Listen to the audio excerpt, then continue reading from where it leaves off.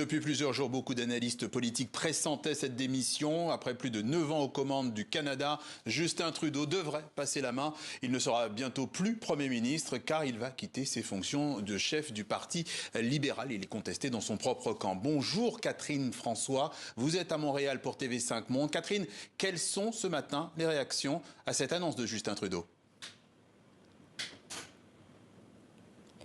Une avalanche de réactions. Patrice, en fait, tout le monde a salué le service de Justin Trudeau à la tête de l'État canadien depuis plus de 9 ans.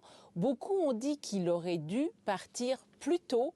Et les 3 partis d'opposition ont unanimement dénoncé le fait que Justin Trudeau a décidé de proroger le Parlement, c'est-à-dire de suspendre les travaux du Parlement canadien qui devaient reprendre le 27 janvier et qui, en fait, vont reprendre le 24 mars. Et le Premier ministre a dit qu'en fait, il fallait assurer une stabilité gouvernementale et éviter que son gouvernement ne soit renversé jusqu'à ce qu'on lui trouve un remplaçant ou une remplaçante, mais ce que les partis d'opposition veulent et réclament, ce sont des élections au plus vite et on s'attend de toute façon à ce que ces élections aient lieu ce printemps.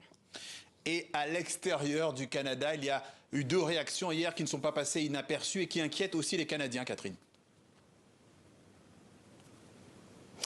Ce sont les réactions de Elon Musk et de Donald Trump qui tous les deux se sont félicités du départ de Justin Trudeau. Donald Trump en a profité pour en rajouter une petite couche sur sa blague favorite des dernières semaines en disant que la meilleure des solutions pour le Canada, eh bien, c'est de devenir le 51e État des États-Unis.